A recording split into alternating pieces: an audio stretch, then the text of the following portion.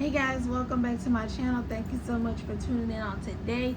We have got some unique and easy ways to organize your money because hey, it is very difficult sometimes. You ready? Because I'm ready. Number one, let's get us a budgeting app. Honestly, you are going to search for the best budgeting apps, okay? Because I don't know what your needs are. So you have to determine, do you want to just track your daily spending? Do you want to see like where you spend the most money? You have to kind of figure out what you want to do so that you can know what app you need, okay? Here is one of my favorites. It is the envelope system. I love the envelope system. You can get one of these.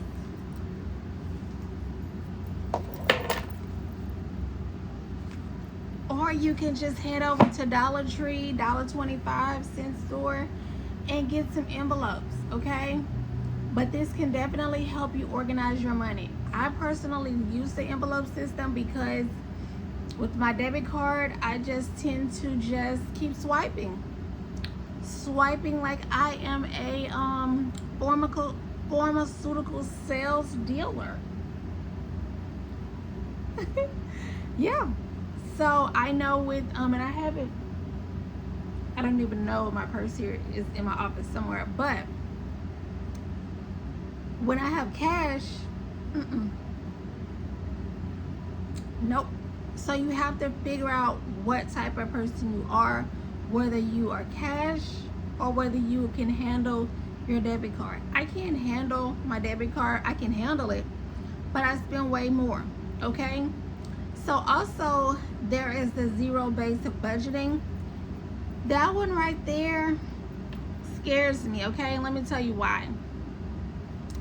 Zero base. It's like you start out, let's say, with $2,000 and then you budget every dollar and penny and then it comes to zero.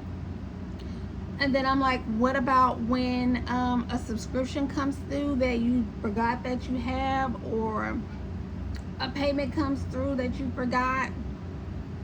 Now you're in the overdraft. So it just depends. You know, you may want to do a buffer of $100, $20, $1,000, whatever. But that one can work too.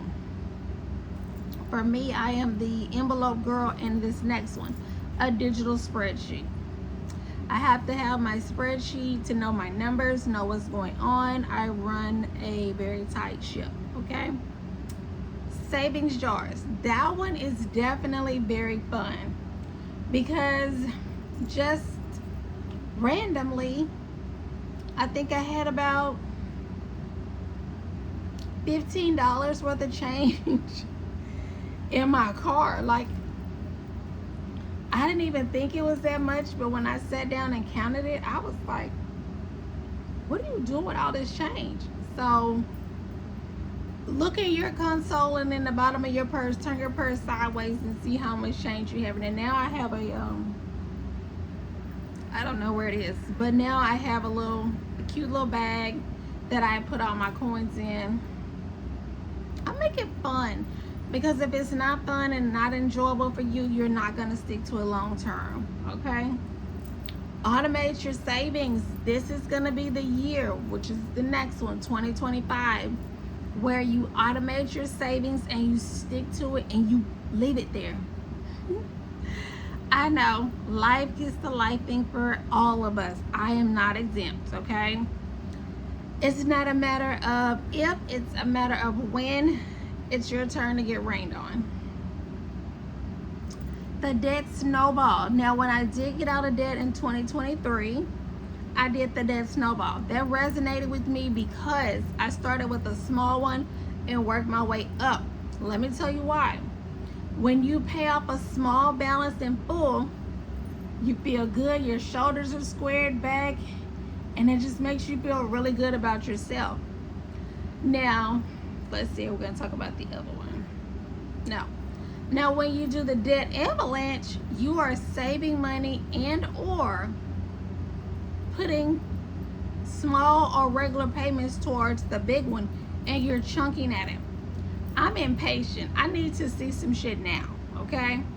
Let me pay off this $100 credit card and then take that 100, roll it into this $200 or $300 credit card and keep knocking stuff off all the way.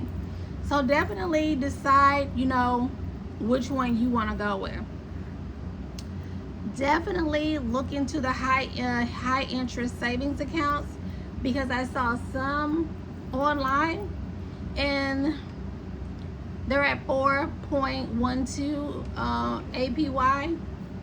So that's definitely really good. You really want to shoot for 5%, because let's say you put 1,000 or 5,000, it's gonna really give you some money. Like I follow this one lady on TikTok, like she makes enough money to pay,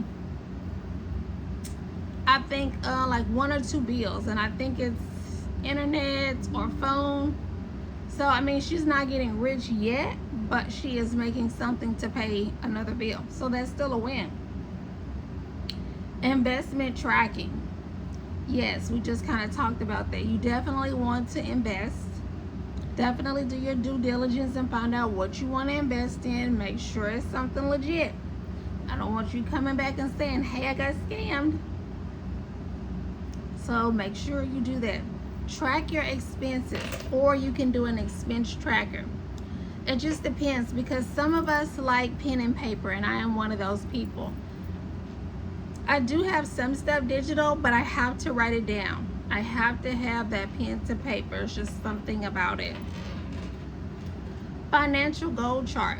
That is definitely something that you want to look in for the new year, because it will help you to know where you are and where you're going and what you need to do to get to where you're going. Okay? All right. Subscription management. Ooh. I need to take my own advice on that one, because I have Rocket Money, so it tells me all the subscriptions that I have, how much I pay per month, and how much I pay annually, and it sucks. So I'm definitely going to do this one myself, subscription management, and see what I can cut. Okay?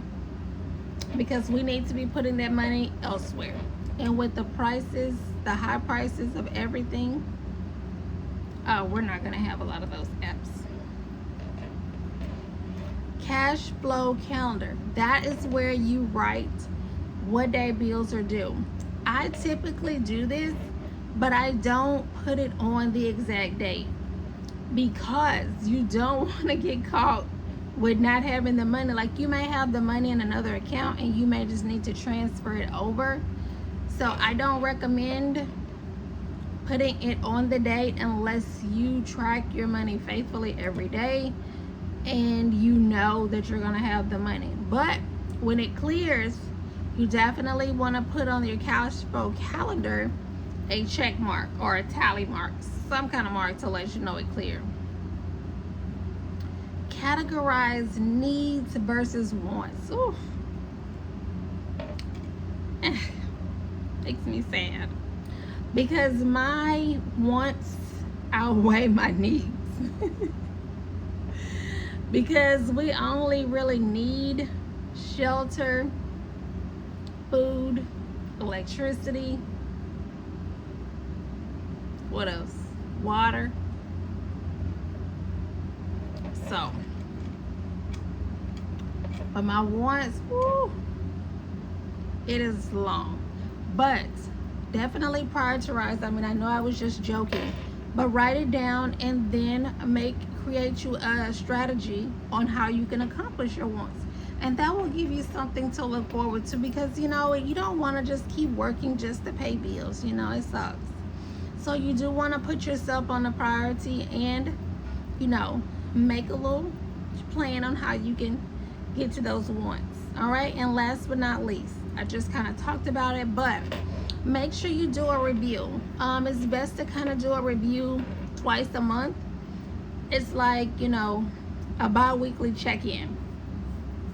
A bi-weekly check-in to see where you are, see if you need to work some overtime, or is everything on track. Don't allow your money to just manage itself, because it's just going to do whatever it wants to do, okay? I want you to stay in control. I want you to leave me some comments down below. Hit that thumbs up And definitely make sure you subscribe and turn on notifications on for next week. All right, guys. Bye.